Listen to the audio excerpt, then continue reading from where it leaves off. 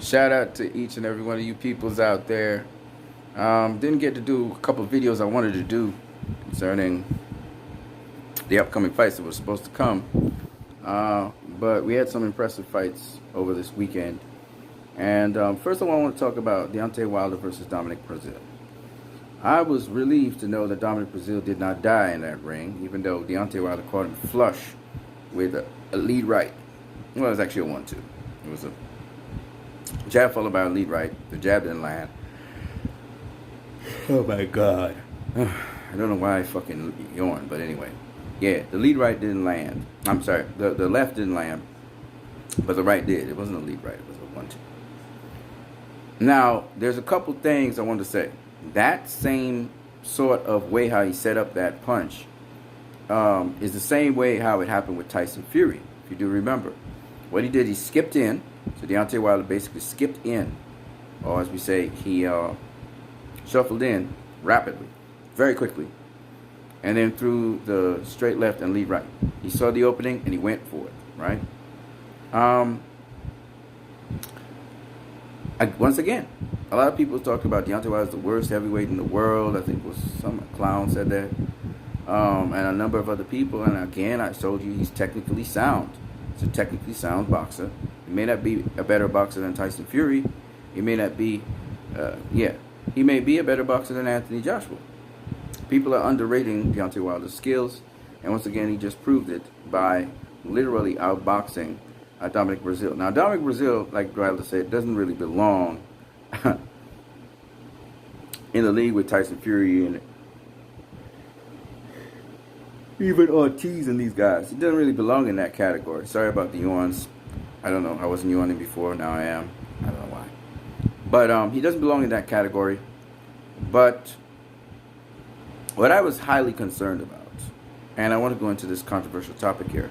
What I was highly concerned about was that Wilder would have killed Dominic Brazil. And I'm happy he didn't kill him. Okay? Dominic Brazil did get up from the knockdown, kind of like Tyson Fury, but he was just a tad too late. So the fight was stopped. He was still wobbly on his feet anyway. So there are two things I want to talk about. One, the incredible chin of Tyson Fury and the way how he rolled the punch as he was being hit. He would roll it one way and he rolled it the other way, and that's why Tyson Fury was able to recoup much better and had clear head and everything and went against Deontay Wilder.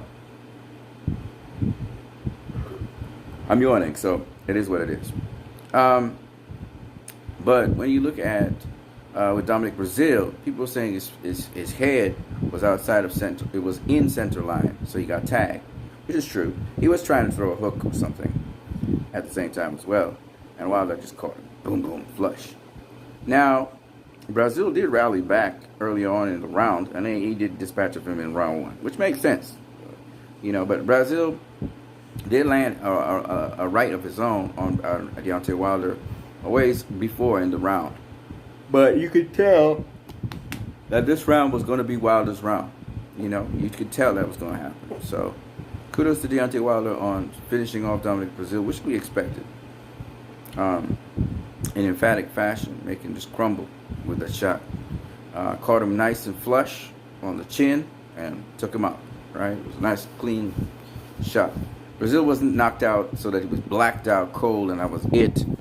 He was blacked out maybe for a couple of seconds, but it wasn't the cold turkey kind of knockout where the person's like Pacquiao, just out for minutes, and then wasn't that. So that's good to know. All right, so let me talk about the other fights that happened.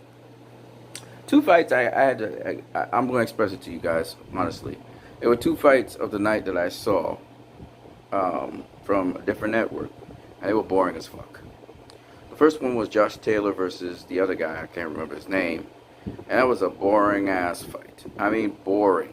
And why did I say it's boring?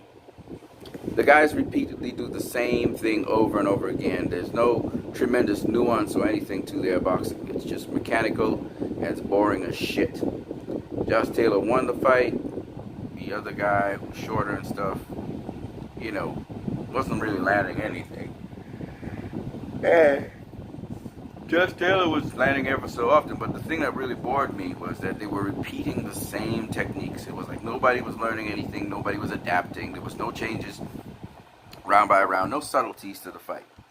So I was bored like a mother. I was bored out of my mind about that fight. The other fight, which was equally as boring, was I'm trying to remember what it was. I'll tell you. I didn't get to see a Gary Russell Jr. versus Kiko Martinez. There was no feed for that. Hopefully somebody will put it up online. What was the other fight? That was boring. Oh yeah. Oh god, it was boring. The heavyweight fight with forgot what the heavyweight's name is and his opponent. His opponent looked like it was an ancient of days old man. He was balding. I'm trying to remember the guy's name, but it's just not coming to me. He was trained by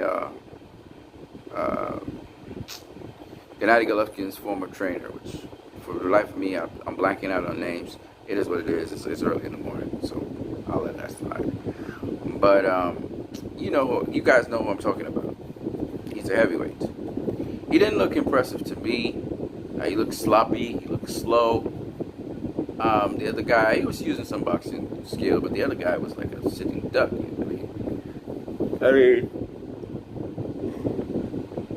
mean, he should have been able to dispatch that guy very, very soon, but it didn't happen. So it is what it is. I forgot what the guy's name is. He's an up-and-coming prospect. He's not a contender yet. Some of you guys are hyped on him. I am not anymore. So that's basically the two boring fights, and they were both boring. The other fight, though, that was very interesting to me was Naoya Inoue versus Rodriguez. I think it was Edwin Rodriguez. I can't remember. But that was a good-ass fight. It only lasted 2 rounds, but the first round, Edwin Rodriguez was holding his own, but Inoue was trying different things. I noticed Inoue was trying some shots, selection of the right hand, left hook thing that he was doing. And eventually, in the second round, he landed the right hand, left hook, and then after he landed that, he decided he was going back with that again, and he came back with it again, landed the left hook on the dude, dropped him. Then he did the same combination, but this time he mixed up the left hook. He did right hand to up top, left hook to the body. Then he repeated it again and dropped Rodriguez the second time, and then hit him with the liver shot the third time, and the fight was stopped. So that was interesting. Now Inoue is showing that he has got good placement.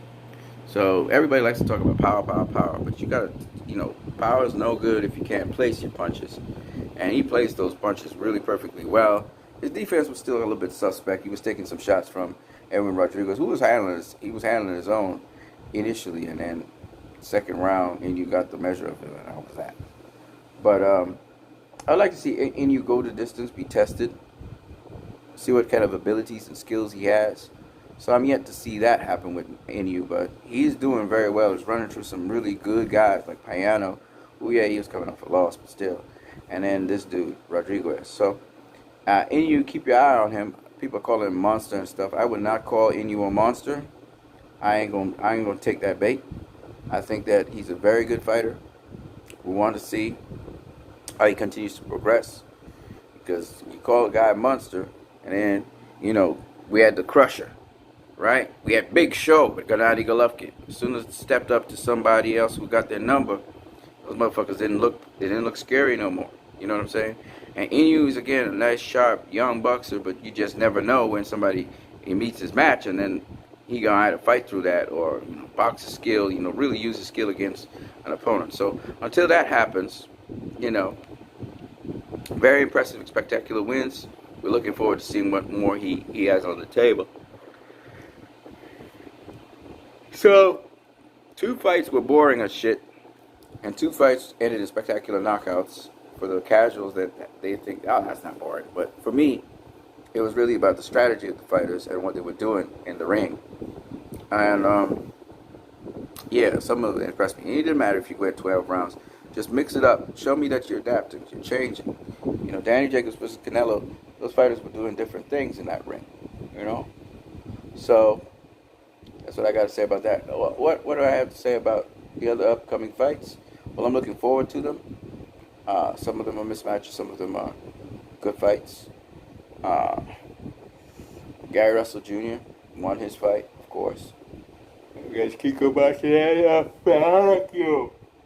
Shit. Sorry about that. So that's all I got for now. Just chilling out here, going to go to sleep again. After seeing the fights and stuff. Hope you guys have a good night. Or day, whatever time you have. Peace to you guys. I'm going to catch some more Z's. I did wake up somewhere around 1, found out about the fights, watched them. Now I'm going back to my bed to sleep. So I hope you guys enjoyed this video. Don't forget, you can also check out Master Boxing, Precise Striking, and Troy Killertainment. He's a cool dude. Alright. Peace. I'm out. Oh, Kerry Williams too.